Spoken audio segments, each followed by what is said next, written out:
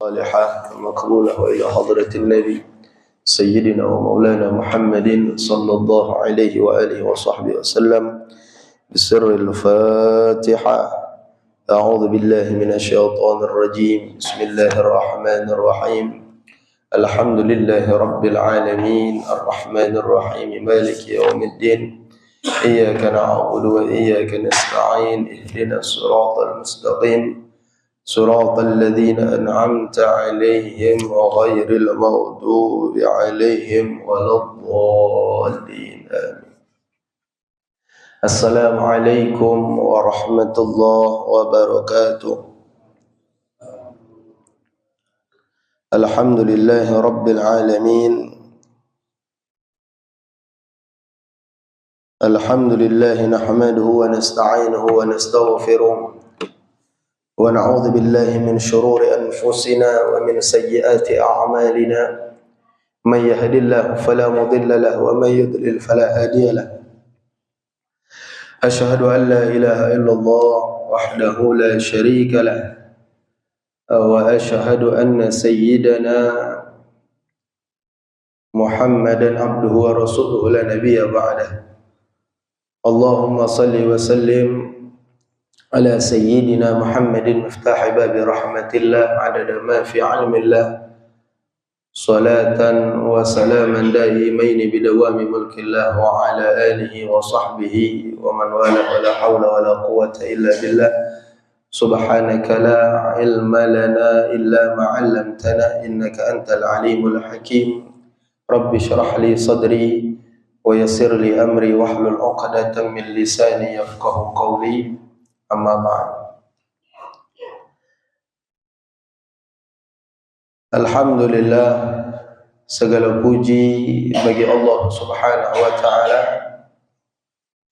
yang kembali mengumpulkan kita di pagi hari ini di bulan suci Ramadan yang agung, di waktu yang mulia, bulan suci Ramadan juga waktu yang diberkahi ba'da subuh,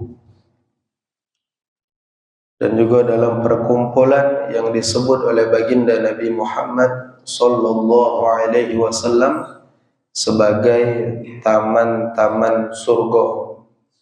Mudah-mudahan duduknya kita di tempat ini, di taman surga yang ada di dunia ini, merupakan muqaddimah, pendahuluan bagi duduknya kita di surga yang sebenarnya bersama baginda Nabi Muhammad sallallahu alaihi wasallam.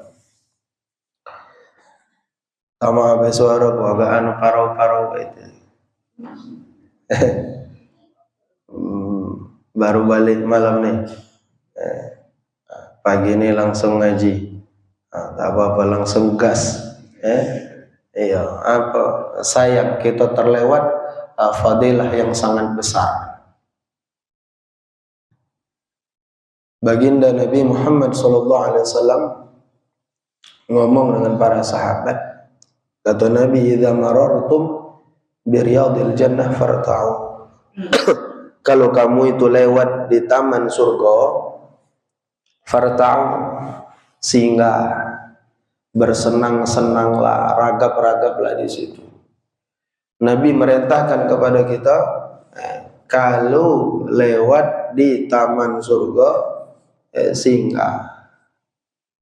Sahabat Nabi radhiyallahu anhum ajma'in, Bapak Ibu, heran ketika Nabi memerintahkan seperti itu, karena dalam pemahaman sahabat surga itu kayak di akhirat. Tapi Nabi sudah ngomong, kalau melewati taman surga singgah, bersenang-senanglah di situ. Maka sahabat bertanya, wa ma riyadul jannah ya Rasulullah? Wahai Rasul, taman surga itu yang apa? Maka Nabi menjawab, kelompok-kelompok zikir. Kelompok-kelompok zikir. Memahami kelompok zikir di sini jangan sempit. Jangan kita berpikir ketika dengar kelompok zikir berarti harus ada orang berkumpul berzikir.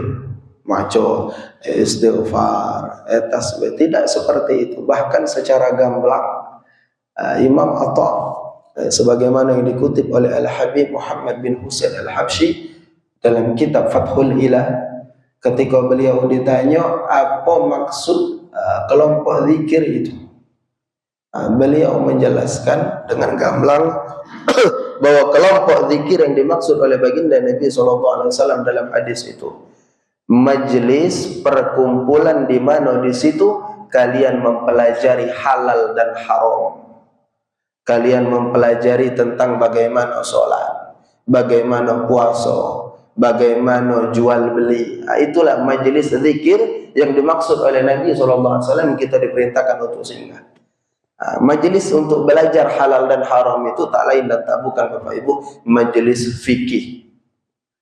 Di situ kita belajar yang halal, yang haram, apa yang boleh, apa yang tak boleh.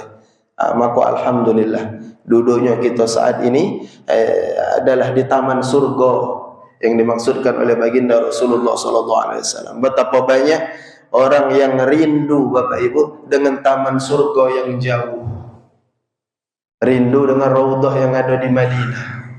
Oh, kepengen galau, kepengen galau ke raudhah.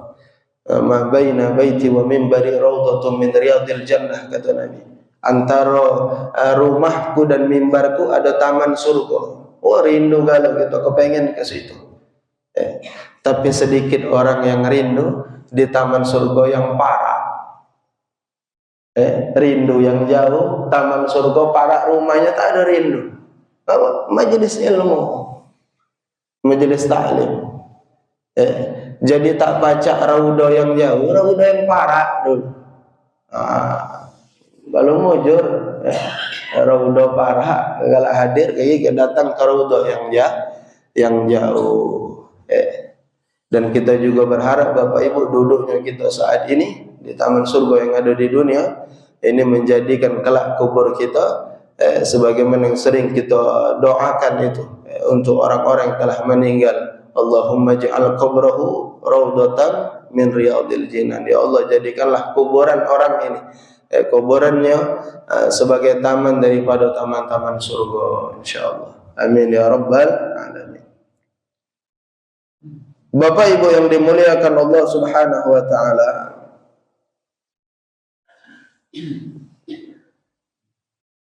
hari ini kita akan membahas fikih puasa, ahkamus shiyam, hukum-hukum yang terkait puasa. Jadi puasa itu secara syariat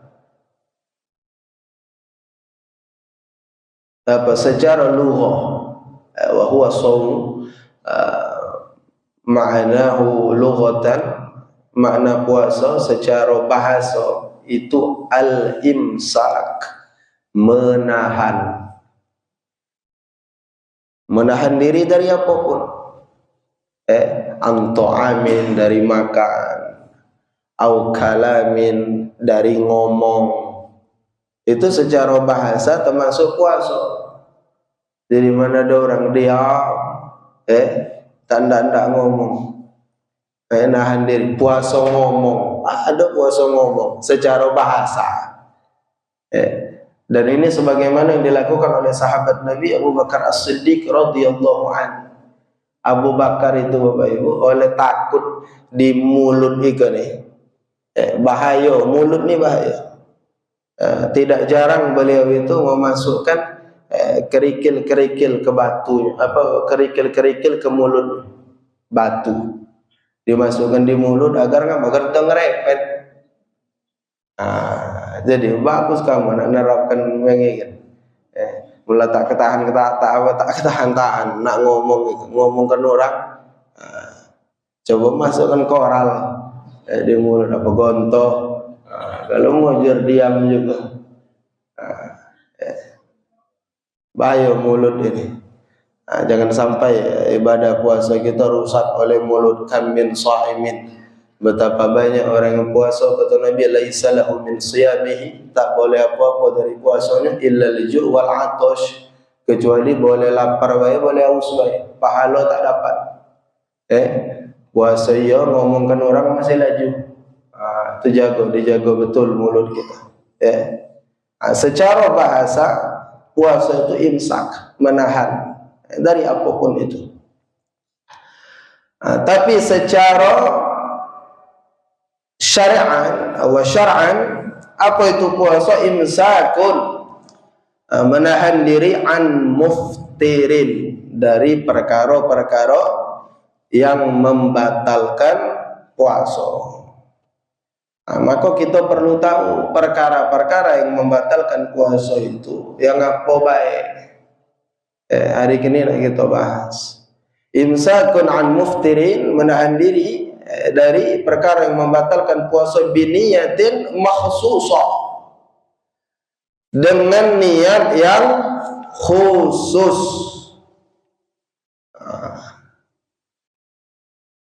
Bedanya puasa wajib dengan puasa sunnah.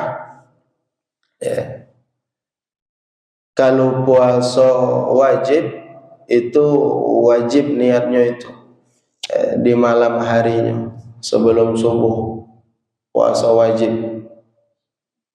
Tapi kalau puasa sunnah setelah subuh masih boleh.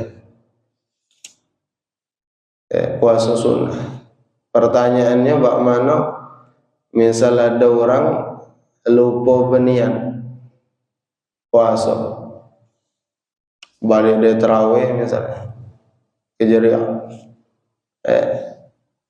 tertidur, dia tak sempat niat untuk puasa, asal jago subuh, jadi makan sahur do,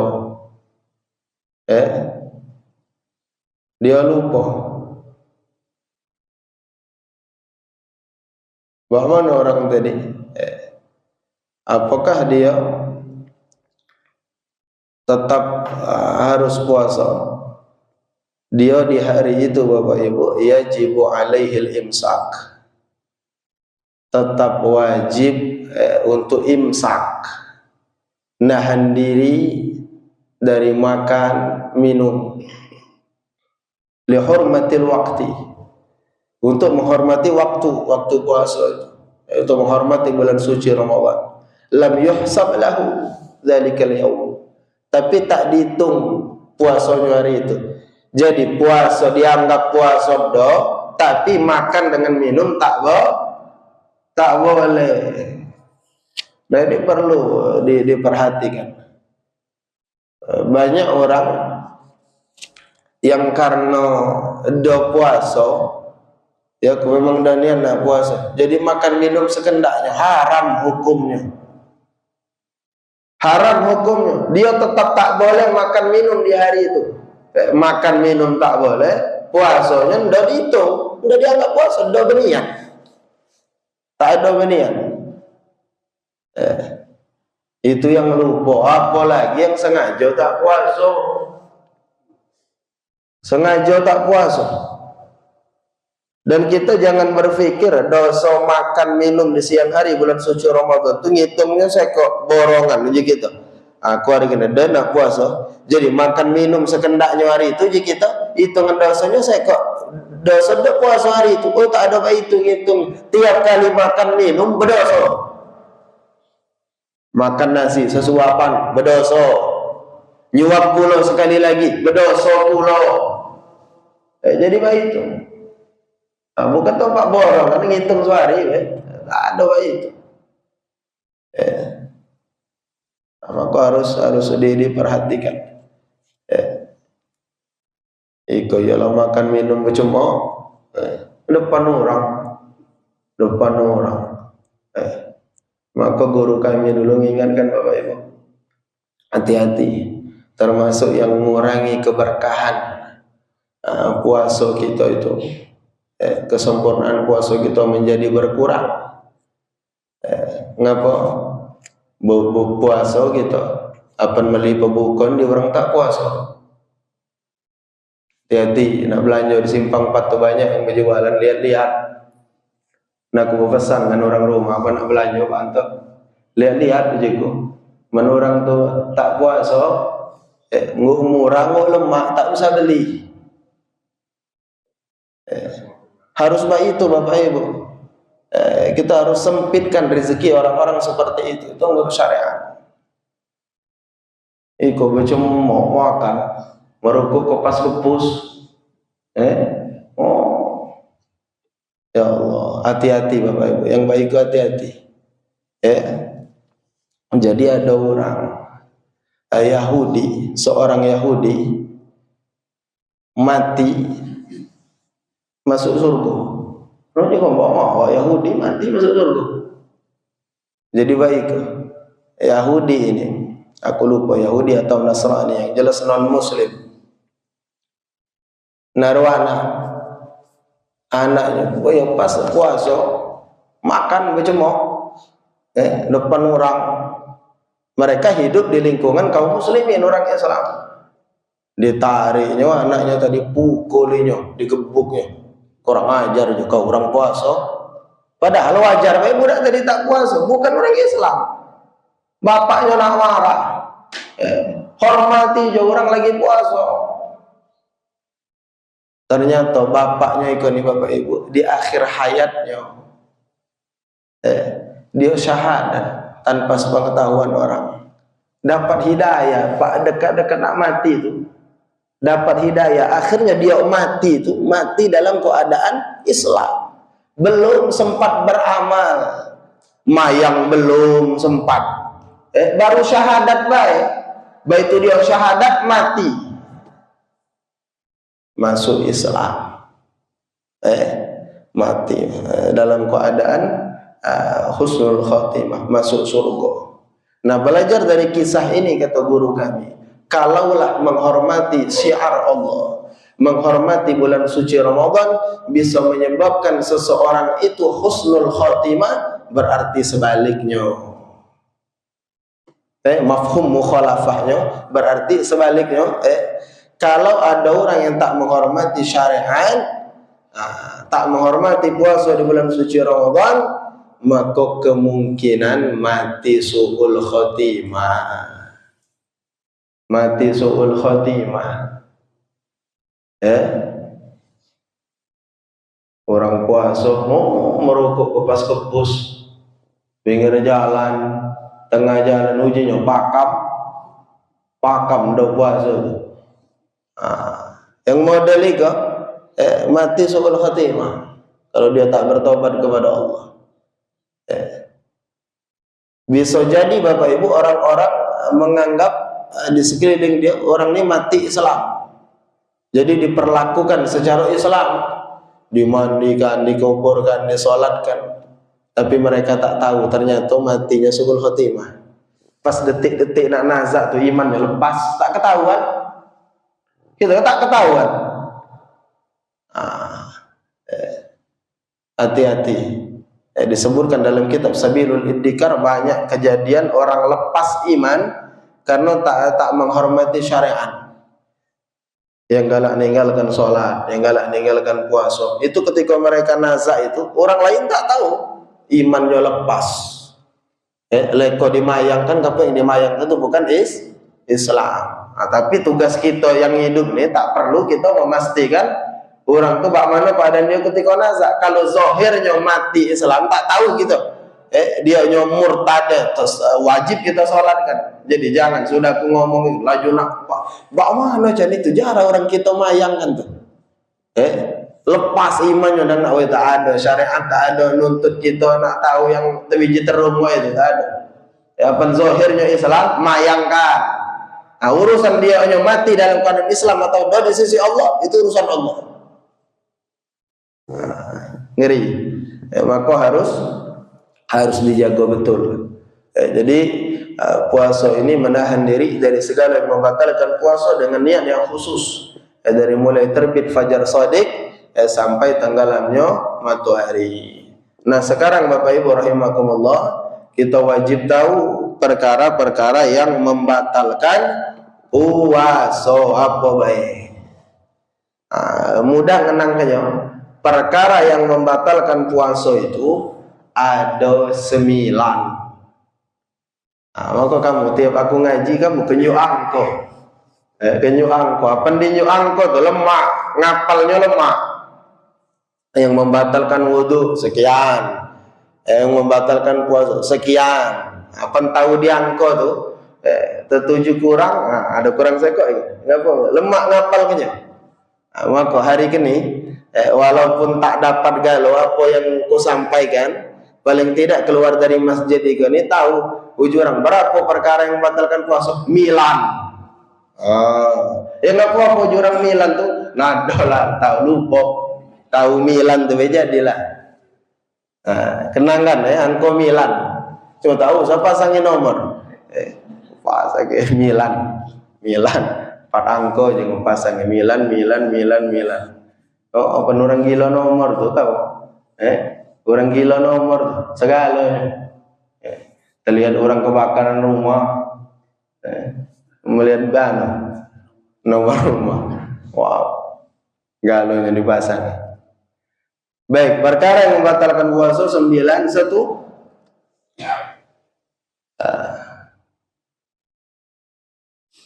ma wasala amdan ilal jawf, masuknya sesuatu kepada al-jawf, lubang.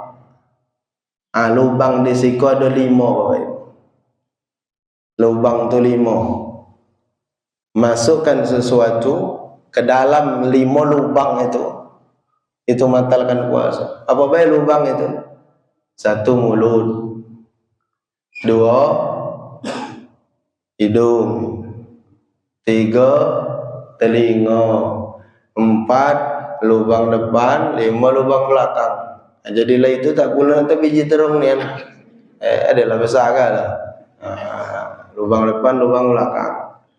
Muka kenangkan lagi. Mulut, hidung, telinga, lubang depan, lubang belakang. Masukkan sesuatu ke 5 lubang ini membatalkan puasa. Nah, sekarang kita bahas seko-seko. Masukkan sesuatu ke mulut, ke dalam mulut. Memasukkan sesuatu ke dalam mulut ketika lagi puasa hukumnya ada 4. Dirinci pulau.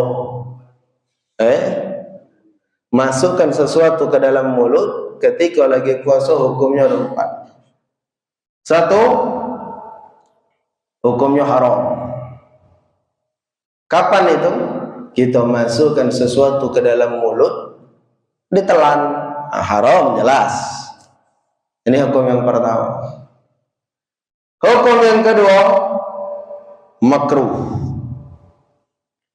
Masukkan sesuatu ke dalam mulut tapi tidak ditelan.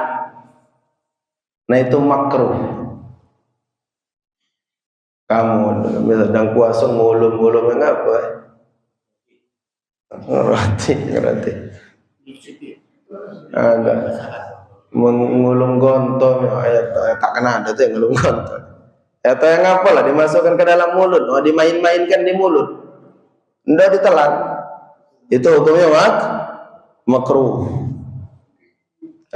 Hukum kedua. Hukum ketiga, memasukkan sesuatu ke dalam mulut hukumnya mubah ketika lagi puasa. Kapan? Ibu-ibu lagi memasak, nyicip, apa kurang garam, apa kurang gula, nyicip. Nak merasai masakan tadi, apa hukumnya? Mubah. Cuma jangan melaju kan. Nyicip kuah piminang. Maklumat lah. Melaju kan ya batal. Balik hukum pertama. Mubah.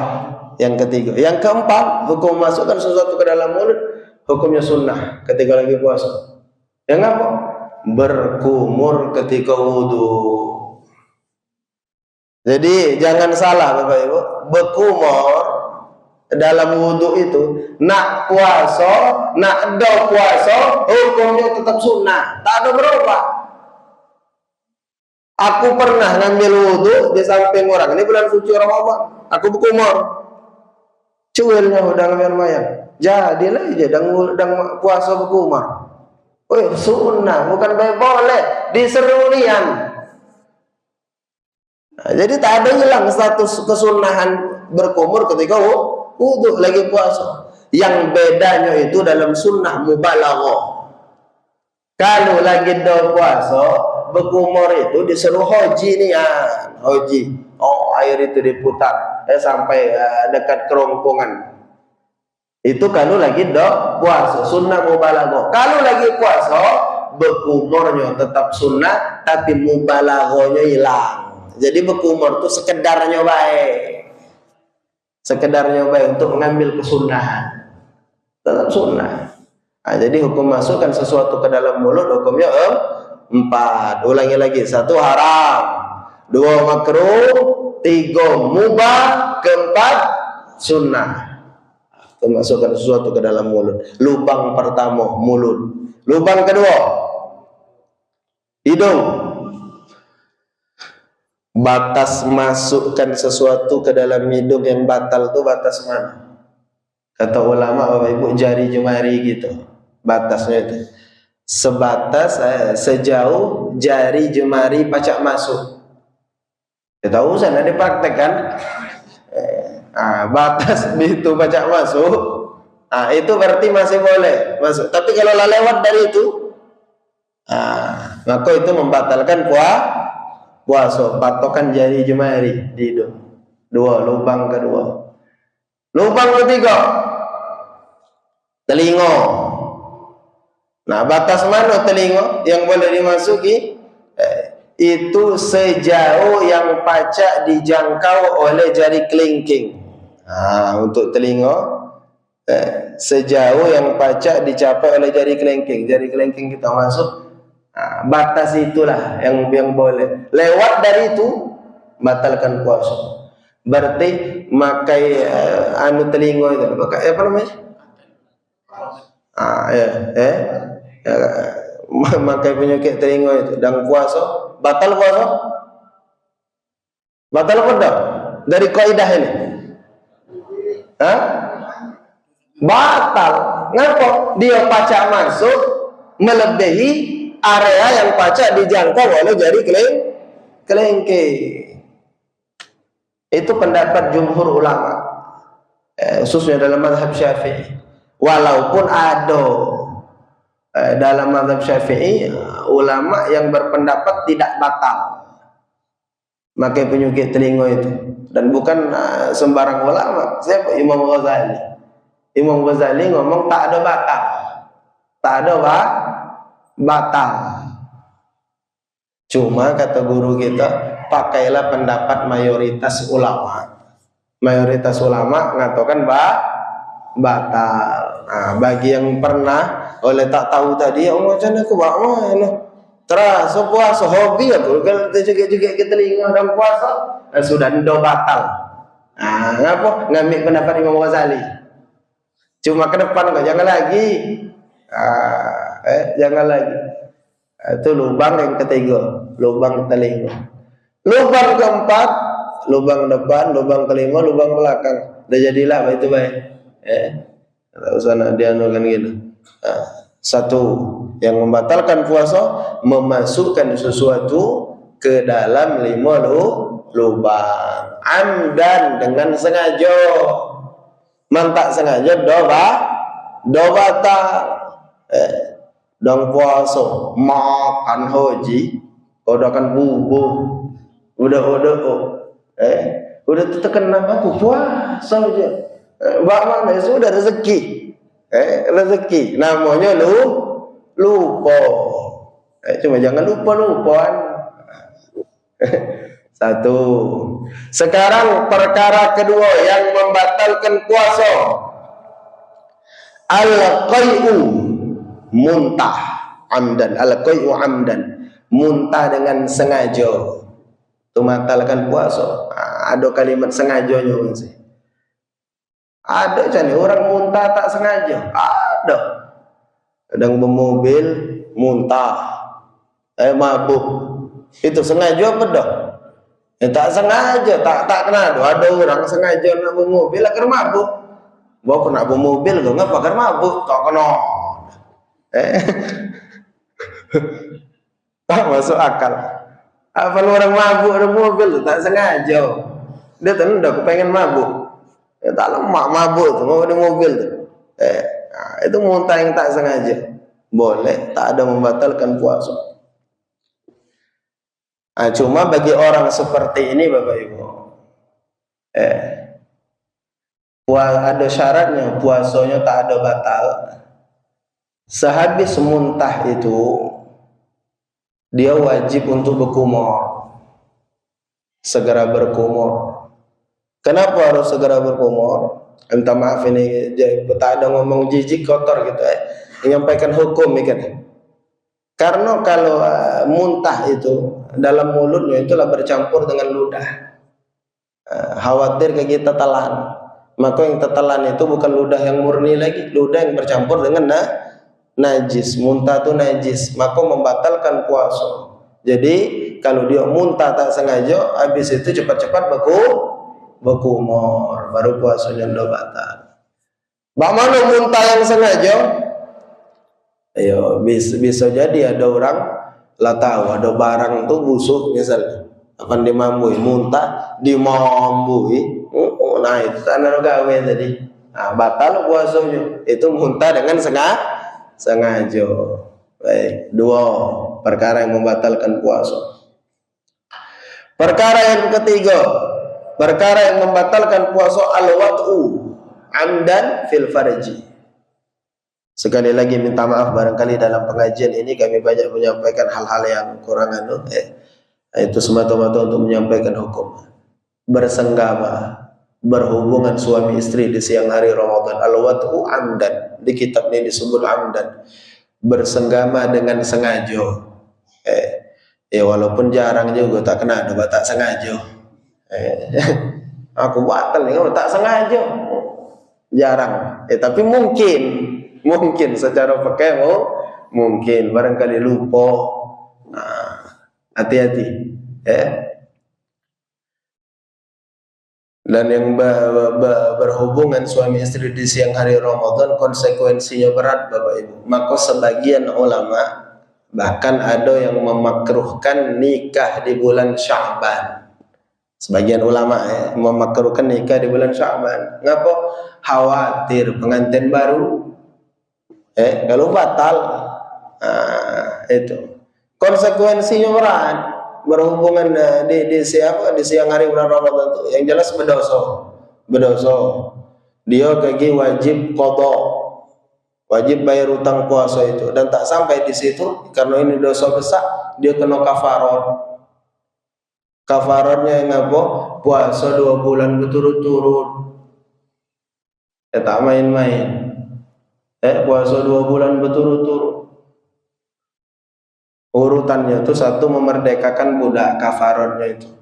Tapi budak bakari tak naruh lagi, hamba saya zaman bakari tak naruh lagi. Maka langsung ke urutan yang kedua, puasa 60 hari berturut-turut 2 bulan, tak maju berkelang. Misalnya hari kini puasa kelam dah, nak lanjut pula lusa tak maju, ulang dari pangkal itu kan. Nah, kalau dia tak sanggup puasa baru kemudian memberi makan 60 orang miskin. Itu urutan kafaratnya dan harus berurutan, tak boleh langsung yang ketiga. Nah, nyimpang dikit Bapak Ibu kepalangan ngomongkan kafarat ini. Hati-hati juga yang lah kawin terutama, maka perlu ilmu. Hati-hati. Ada yang namanya zihar, istilah zihar dalam fikih. Dalam fikih munakahat, fikih pernikahan ada istilah zihar. Zihar itu Bapak Ibu menyamakan istrinya dengan punggung ibunya. Istilah punggung itu fisik ibunya. Ada budak nyerupakan fisik bininya macam umaknya. Misalnya tanganmu, tanganmu ikan terkenang tangan umak. Uji lakinya tadi. Tak terti dihukum. Apa nado laki ngomong mbak itu ke bininya Bapak Ibu, mbak itu dia ngomong bini yang tadi halal jadi haram, tak boleh dia gaul. Bahkan bukan tak boleh dia gauli, tekannya cahnya tak jadi. Bagaimana tebusannya, dendanya agar dia baca apa? Menggauli istrinya lagi, dia harus puasa 2 bulan berturut-turut. Nah, maka hati-hati. Ada oleh tak terti dihukum, nyamukan fisik bininya, entah wajahnya, entah kakinya, tangannya dengan ibunya, bukan baik ibunya, mahramnya. Nyamukan dengan adik-beradiknya, dengan bebeknya, tak boleh, haram hukumnya. Itu namanya zihar. Maka penting ngaji itu, penting. Kalau nyamukan masakan tak apa-apa, itu bukan fisik. Bininya mindang, bawa dek kau mindang, lemah, ala aku tak kenang pindangan rumah. Tak apa-apa, itu pindangan. Yang tak boleh itu fisik. Kalau seorang suami menyamakan fisik istrinya dengan ibunya atau dengan mahramnya, maka haramlah bagi dia menggauli istrinya tadi sampai dia tebus itu dengan puasa 2 bulan berturut-turut, berhubungan suami istri. 3 yang membatalkan puasa. Yang keempat, yang kena kafarat tadi Bapak Ibu, ada suami istri berhubungan yang kena kafarat siapa? Jantan baik. Jantan baik, tinon do. Bau juga enggak, orang dua. Jantan baik, no hukum. Tak usah nak protes. Jantan baik, tinon do. Tapi bukan do berdosa. Berdosa juga yang betinonnya dan dia wajib qada. Bedanya apa? Dia do kena denda. Itu baik bedanya. Yang keempat yang membatalkan puasa, al-inzal an mubasyaratin. Makna idzal di sini wa huwa khurujul mani, keluar mani dengan sengaja. Itu bila jima, tanpa jima, makanya dipisah di sini. Karena keluar mani itu Bapak Ibu tak harus lewat berhubungan suami istri, tak harus, dan berhubungan suami istri juga tak harus keluar mani. Maka dipisah. Berhubungan suami istri hukum tersendiri, keluar mani hukum tersendiri. Kecuali tak sengaja, dah batal. Bagaimana keluar mani tak sengaja? Ada budak dan tidur mimpi basah, minta maaf. Mimpi basah, batal puasa? Tak ada batal. Dan dah batal. Kenapa? Tak sengaja. Yang batal di situ kalau sengaja. Sudah berapa? 4 Yang kelima, yang batalkan puasa, al-junun, gila, hilang akal. Hilang akal di sini Bapak Ibu baca 3 pengertian. Pengertian pertama gila, yang kedua baca pingsan, 3 baca tidur. Tidur tu hilang akal juga. Tapi tidur tu hilang akal yang tidak membatalkan puasa. Tidur, ada orang puasa sehari jemput tidur, teko mayang dah, caca. Udah sahur tidur, jago maghrib orang bokmo. Kalu ada batal puasanya, ndak batal. Secara fikih dah ndak batal. Ini hilang akal yang tak ada membatalkan puasa. Cuma mana buat puasa doma yang tapi secara fikih puasanya udah batal. Gila termasuk juga yang membatalkan puasa ini, hilang akal itu pingsan. Pingsan membatalkan puasa kalau terjadi sehari penuh. Pingsan. Ada orang sejak waktu mulai puasa sampai dia berbuka pingsan tak sadar-sadar, puasanya batal. Tapi kalau sempat sadar walaupun tegal di siang hari itu, dia tidak membatalkan puasa, itu pingsan. Baik, jadi perkara kelima yang membatalkan puasa, al-junun, gila atau hilang akal. Yang keenam, perkara yang membatalkan puasa, haid. Haid membatalkan puasa walaupun datangnya menjelang berbuka, 2 menit nak berbuka, ibu-ibu yang betina 2 menit nak berbuka datang head, batal puasanya, batal. Cuma kamu tanggung dan 2 menit lagi. Kalau udah batal. Cuma puasanya hari itu dihitung oleh. Cuma walaupun dihitung oleh, qada wajib tetap. Puasanya yang dianggap sempurna, cuma kaki wajib qada haid. Yang berikutnya apalagi perkara yang membatalkan puasa? Melahirkan. Yang ketujuh, melahirkan. Ada orang lagi hamil atau melahirkan, batal puasanya. 7. Yang ke-8, nifas membatalkan puasa. Nifas tuh yang apa? Darah yang keluar setelah melahirkan, itu nifas. Ngapa jika kamu benda masukkan dia yang melahirkan tadi, mana dipisah nih? Melahirkan hukum tersendiri, nifas hukum tersendiri. Karena secara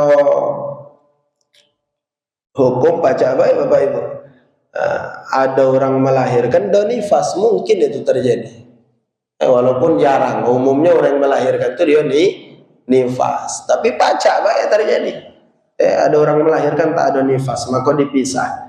Melahirkan tersendiri, nifas tersendiri dari perkara yang membatalkan puasa. Yang ke-9, murtad membatalkan puasa. Nah itulah yang 9 itu. Coba keulangi dari pangkal. 9 perkara yang membatalkan puasa. 1, memasukkan sesuatu ke 5 lubang. Nah aku tadi ada yang lupa. Bersuntik batal apa enggak? Bersuntik dari kaidah ini batal apa enggak? Tak ada. Tapi dia tuh masukkan cairan, iya lewat 5 lubang dia pedok. Enggak, tak kenal orang bersuntik di hidung. So kena bersuntik ni di telinga kita suntik. Karena ada di wika bersuntik di punggung atau di tangan misalnya. Bukan dari al-jauf itu lubang yang terbuka itu bukan. Jadi bersuntik udah batal. Cuma lain kan ngimpus masukkan makanan itu batal, dianggap cak makan. Tak ada bersuntik batal. 1, memasukkan sesuatu ke 5 lubang. Yang kedua, muntah. Yang ketiga, berhubungan suami istri. Yang keempat, keluar mani. Yang kelima, hilang akal. Yang keenam, haid. Yang ketujuh, melahirkan. Yang ke-8, nifas. Yang ke-9, murtad. Nah, itulah 9. Tak usah lagi bingung mereka. Yang batalkan puasa. Berapa? Nama 7. 9. 9. Di luar yang 9 itu berarti ndak batal. Kalau jam 6 lewat dan isyraq jam berapa isyraq? Isyraq itu 6 kalau syuruk itu 6 lewat 7 tadi kelihatan. Tambah 16 menit berapa? 7, 8, 9, 10, 11, 12, 13, 14, 15,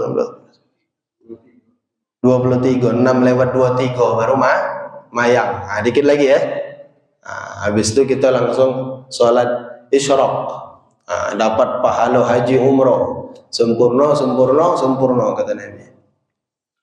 Sekarang Bapak Ibu, setelah kita belajar perkara yang membatalkan puasa ada 9, yang berikut ini orang yang boleh tak puasa.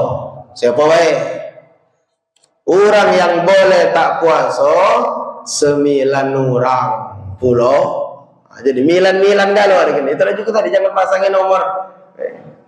Jika kamu bagus angka tuh milan. Beli nomor 2 angka hari ini. Orang yang boleh tak puasa itu 9. 1, anak kecil yang belum balik boleh tak puasa. Jadi kamu manda nak puasa balik budak, tak apa-apa, ajalah dah nak puasa. Balik apa belum balik boleh. Cuma hati-hati buat orang tua. Budak yang belum balik memang dah wajib puasa. tapi umat bapaknya wajib merentahkan puasa. Sama macam solat. Kalau ada budak lama seusia tamyiz, usia tamyiz itu kira-kira 7 tahun. Dia lah pacak tahu mana yang boleh dimakan, yang tak boleh dimakan. Lah pacak mandi seorang itu usia tamyiz, umumnya 7 tahun. Budak lama seusia 7 tahun wajib bagi umat bapaknya merentahkan sholat, merentahkan puasa.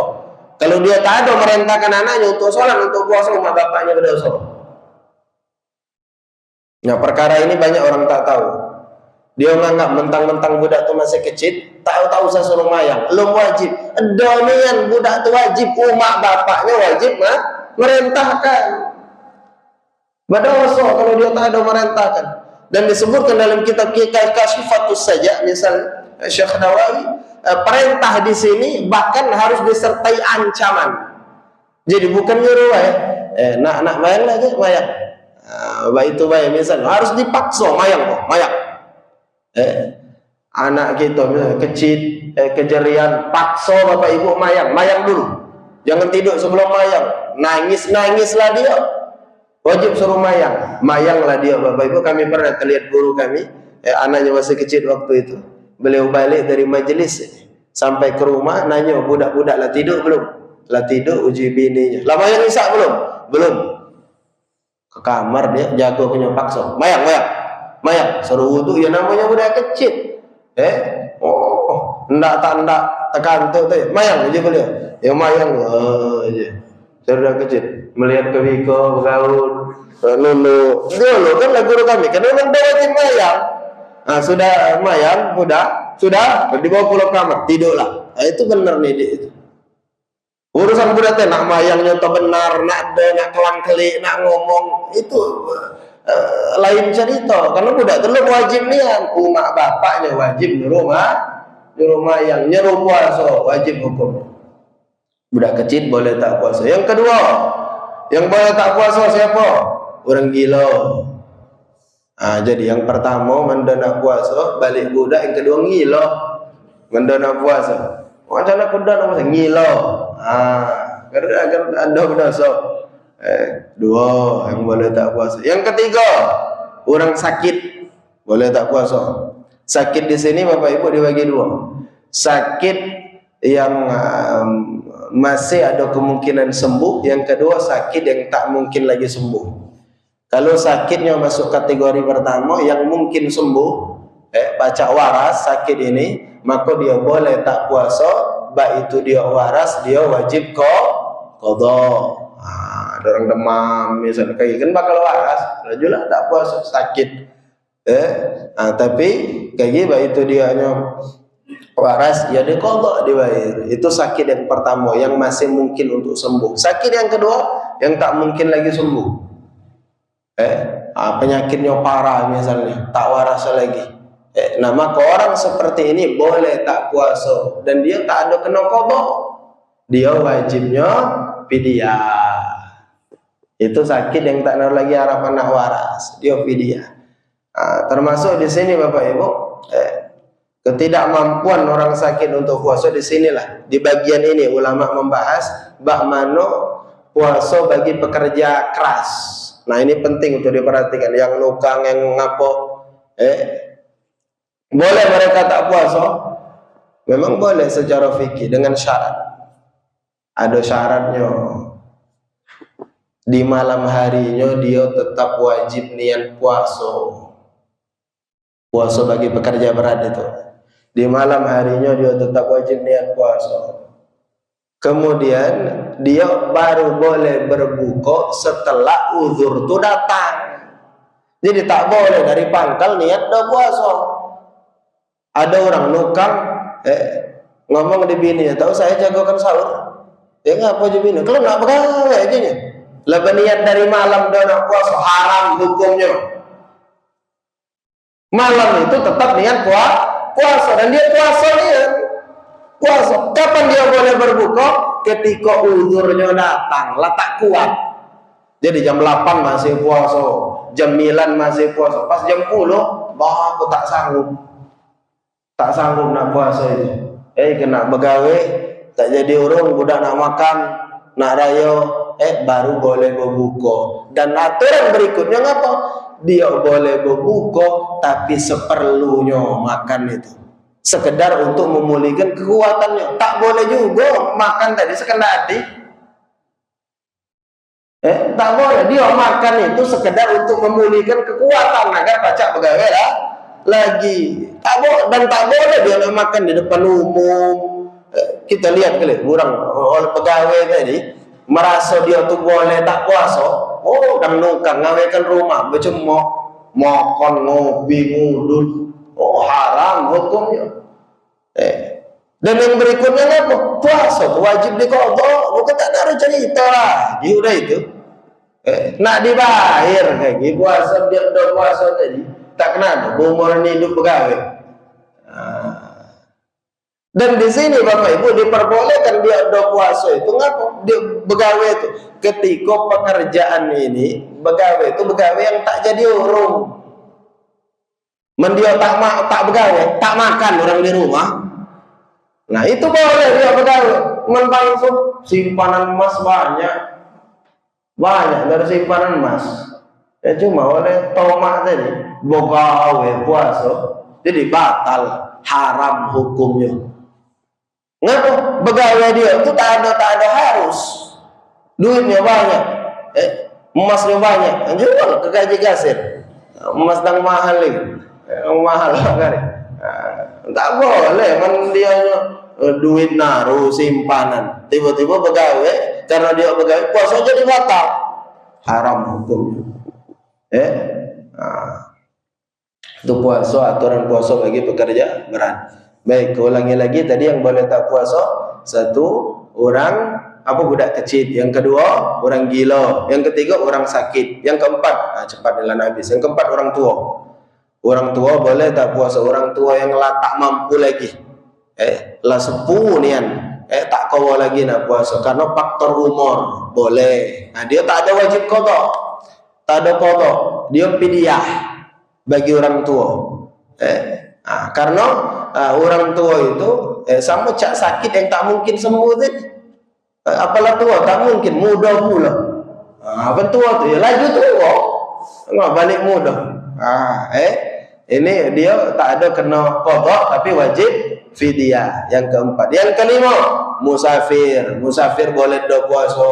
Cuma ada syaratnya Bapak Ibu musafir. Bukan tiap musafir ada aturan. Satu, perjalanannya bukan perjalanan maksiat, jelas. Yang kedua, perjalanannya mencapai jarak diperbolehkan kosor 84 kilo. Menaya ke Palembang itu tak boleh. Palembang beli baju raya, anak raya, ndak puasa. Ngapa ndak puasa? Musafir dari mana? Berapa kilo? Tanjung Batu Palembang. Tak sampai 84 kilo, tak sampai. Iko koyo jigo tadi di pasar dah puasa meleo pula. Diri dan lewat di pasar, tas sujinya nyeru dan makan model. Jigo pengalaman meleo pula. Ndak puasa tadi tas sujinya. Jigo ada dari Dika, para Dika tu kan. Kalau ada model aku lewat dari situ puasa, meleo, ya Allah. Pada puasa beli baju raya, musafir dari mau. Syarat yang ketiga Bapak Ibu, dia harus keluar dari baldah. Untuk negeri kita batas baldah itu kecamatan. Dia harus keluar dari baldahnya sebelum subuh. Jadi kira-kira ada orang nak berjalan ke